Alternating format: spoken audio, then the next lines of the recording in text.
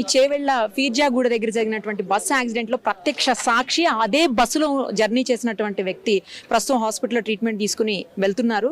ఆయనతో ఒకసారి మాట్లాడదాం. ఏం జరిగిందండి అసలు? మార్నింగ్ టైం జరిగింది మేడం. ఇది తాండ్రు నుంచి హైదరాబాద్ కి పోతున్నాము. ఇది మిర్జాగూడ టర్నింగ్ కాడ అది టిప్పర్ చాలా ఓవర్ స్పీడ్ లా వస్తున్నారు. అక్కడికి వెళ్ళి ట్రాఫిక్ కూడా మార్నింగ్ టైం లేకుండా కదా, బస్ కూడా కొంచెం ఉండే, అది కూడా స్పీడ్, కానీ అది చాలా స్పీడ్ ఉందాక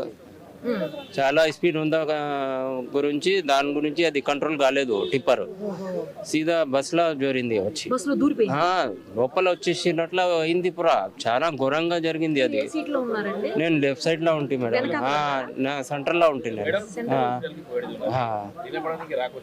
జరా నొప్పి ఉంది. అది తగిలింది, రక్తం పోయింది. మార్నింగ్ చాలా పోయింది.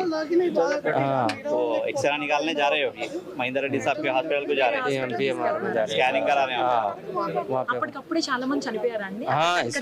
స్పాట్ పూరా కంకర్ మీద పడిపోయింది. ఊపిరి నడవక అయింది.